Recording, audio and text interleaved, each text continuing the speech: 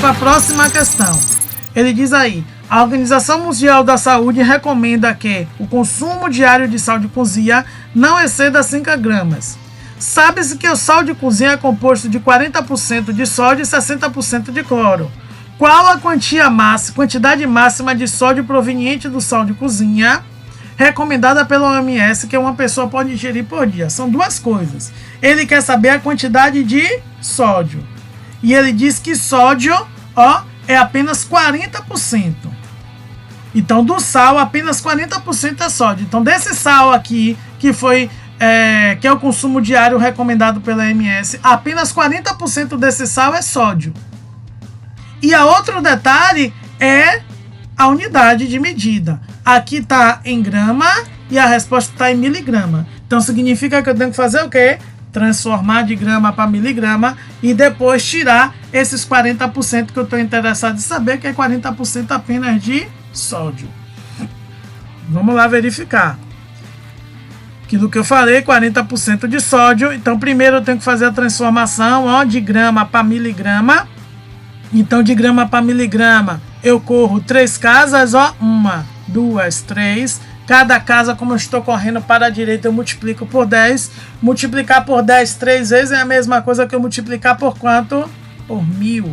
Então, 5 vezes 1000 vai ficar 5.000 miligramas. Ou seja, a carga máxima pela OMS é de 5.000 miligramas. Só que desses 5.000 miligramas, apenas 40% dele é de sódio, que é o que eu estou interessado em saber. Então, vamos aqui calcular os 40%. 40 sobre 100 de quanto? De 5.000. Cota o 0 do 40 com o 0 do 100. Cota o outro 0 do 100 com o 0 do 5.000. Sobrou o quê? 4 vezes 500. 4 vezes 500 vai dar igual a 20.000 ou 2.000 miligramas. Resposta letra B. Ok? Vamos para a próxima questão? Vamos lá. O tabagismo, vício do fumo, é responsável por uma grande quantidade de doenças e mortes prematuras na atualidade. O Instituto Nacional do Câncer divulgou que 90% dos casos diagnosticados de câncer de pulmão e 80% dos casos diagnosticados de efizema pulmonar estão associados ao consumo de tabaco. Paralelamente, foram mostrados os resultados de uma pesquisa realizada a um grupo de 2.000 pessoas com doenças de pulmão, das quais 1.500 são diagnosticados de câncer e 500 são diagnosticados de efizema pulmonar. Com base nessas informações, pode-se estimar que o número de fumantes nesse grupo de 2.000 pessoas é aproximadamente de... Então vamos lá. Ele disse das pessoas que foram diagnosticadas com câncer, 90% fuma. E das que foram diagnosticadas com efizema pulmonar, 80% fuma. Então, o que é que eu preciso fazer? Desses 1.500, eu tenho que verificar 90% fuma. Então, eu tenho que tirar 90% de 1.500. Desses 500 aqui que foi com efizema pulmonar, ele disse que 80% fuma. Então, eu tenho que tirar 80% de 500. Beleza? Então, vamos lá verificar. Então, diagnosticado com câncer de pulmão, 90% fuma. E ele disse que efizema pulmonar, 80% fuma. Dos pulmão, ele disse que tem 1.500 pessoas que foi diagnosticada com câncer de pulmão. Dos que tem efizema pulmonar, ele diz que 500 foi diagnosticado com efizema pulmonar. Então, vamos calcular desses 1.500 e desses 500, quantos fumam. Então, dos 1.500, 90% fuma. Então, eu vou tirar 90% de 1.500. 90 sobre 100 vezes o 1.500. Cortou o zero, sobrou o quê? 90 vezes 15. 90 vezes 15 vai dar igual a 1.350. Ou seja, dos 1.500, 1.350 são fumantes. Beleza? Vamos para o efizema pulmonar. 80% fuma. Então, eu vou tirar 80% de quanto? De 500. Corto os zeros. Sobra o quê? 80 vezes 5. 80 vezes 5 vai dar igual a 400. Como ele quer saber o total, o que é que eu faço? Somo, né? 1.350 mais 400, vou ficar com 1.750. Resposta letra E. Beleza? Vamos para a próxima questão. Vale ressaltar, essas questões são do Enem. Tranquilo? Vamos lá verificar. Os dados do gráfico seguinte foram gerados a partir dos dados recolhidos no conjunto de 6 regiões metropolitanas pelo Departamento Intersindical de Estatística e Estudos Socioeconômicos, o DIEESE. Supondo que o total de pessoas pesquisadas na região metropolitana de Porto Alegre equivale a 250 mil, o número de desempregados em março de 2010 nessa região foi de, detalhe, ó, ele quer saber apenas de Porto Alegre, então Porto Alegre está aqui, 9,8, beleza? Então eu vou tirar 9,8 de quanto? De 250 mil. Existem outros detalhes que a gente vai perceber na questão. Repare o primeiro detalhe, ó. Esses estilos de questão do Enem. Repare que as alternativas são bem longe uma da outra. Aqui está na casa dos milhões, aqui está na casa do mil. Então 24.500, 25 mil, aqui já tem 220 mil, 225 mil, mas já está bem longe, né? Não é milhões não, é mil. Então tá bem longe aqui as alternativas um do outro. Tranquilo? Pronto. Isso daí já é um grande detalhe para a gente responder essa questão de uma outra maneira. Então primeiro vamos verificar aqui o procedimento, digamos assim, mais matemático natural, né? Então o que é que eu vou fazer? Calcular 9,8% de quanto? De 250 mil. Corto os dois zeros, sobre o quê? 9,8 dividido por 2.000, ou vezes 2.500. Corto o zero, corre a vírgula, fico com 98 vezes 250. 98 por 250 vai dar 24.500, resposta letra A. Mas repare com o detalhe que eu falei da dispersão das alternativas, que são bem dispersas, são bem longe uma da outra, certo? Esse 9,8 eu poderia aproximar ele para 10.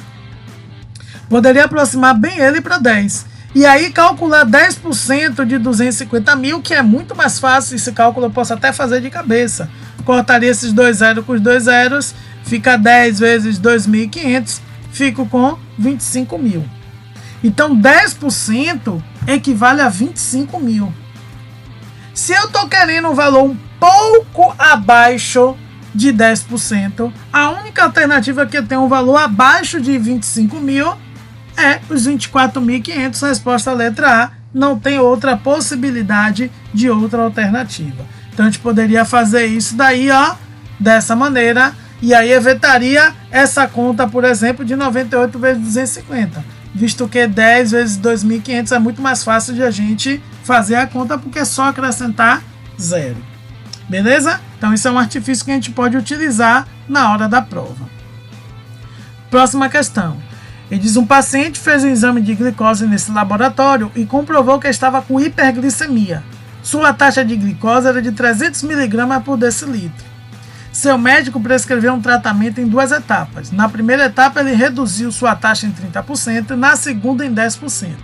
Após essa redução, ele quer saber, ó, qual a categoria que o paciente vai se encaixar. Hipoglicemia, normal, pré-diabetes, diabetes mellitus ou hiperglicemia. Então, basicamente, o que é que ele fez? Ele estava com uma taxa de glicose de 300, ele fez um primeiro procedimento, reduziu em 30, então a gente vai fazer esse procedimento reduzir 30 e depois reduzir novamente em 10. Vamos lá. Então, as informações que eu tenho: a taxa de glicose, a redução em 2 etapas, a primeira etapa 30%, a segunda etapa em 10%, e aqui está a minha tabela com as doenças e a taxa de glicose dentro de um intervalo. Então, na primeira etapa, ele reduziu 30%. Então, vamos lá verificar quanto equivale 30%. Então, eu vou tirar 30% de quanto? De 300. Cortou o 0 do 30 com o 0 do 100, o 0 do 300 com o 0 do 100. Ficou o quê? 3 vezes 30, que dá igual a 90. Então, ele reduziu 90 mg por decilitro. Então, significa que aqueles 300 já não é mais 300, vai ser o quê? 300 menos 90. Então, após a primeira etapa, ele saiu com a taxa de glicose de 210.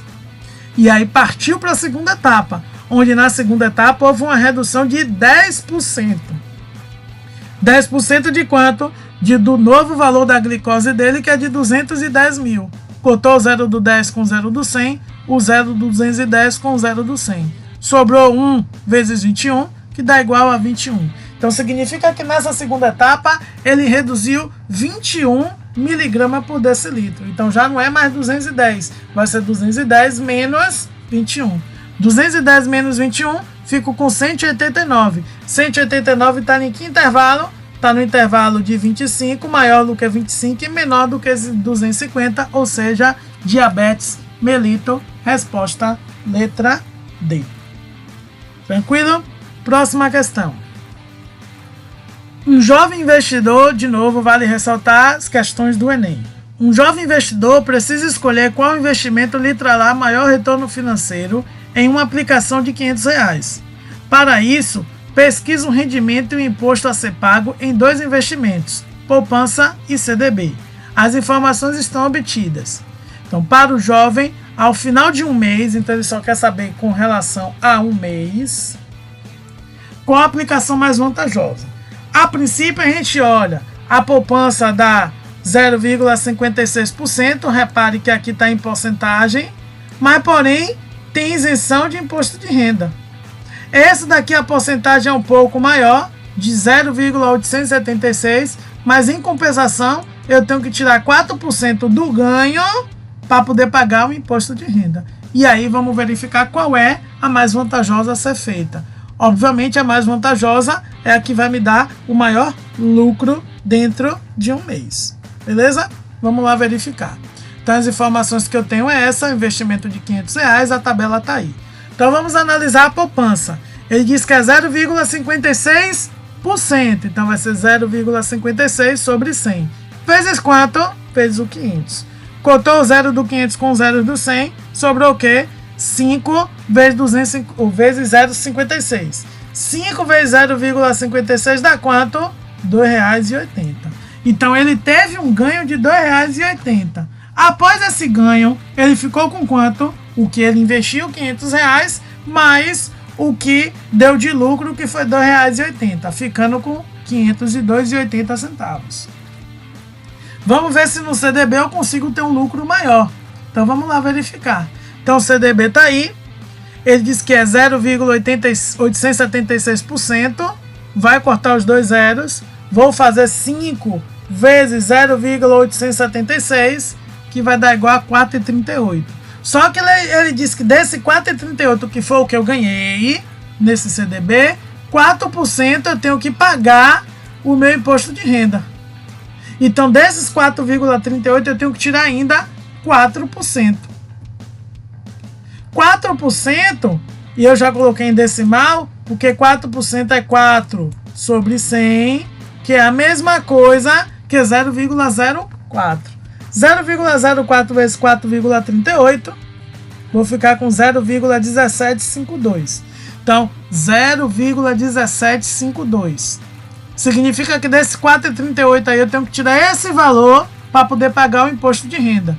Então, eu vou subtrair, vou ficar com R$4,20,48, que é aproximadamente 21, né?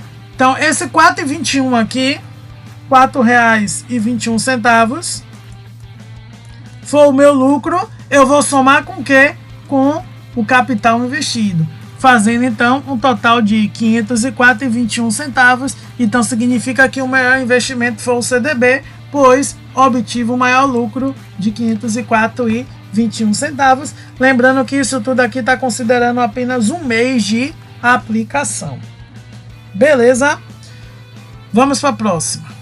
Ele diz aí, uma enquete realizada em março de 2010 perguntava aos internautas se eles acreditavam que atividades humanas provocam o aquecimento global. Eram 3 alternativas possíveis. 279 internautas responderam à enquete como mostra o gráfico. Analisando o gráfico, quantos internautas responderam não? Então, não representa 25%. 25% de quê? Do 279. Então, tá dentro de que intervalo aqui? Vamos lá verificar. Então, aqui eu vou tirar 25% de 279. Como não tem zero para cortar, multiplico 100 vezes 279.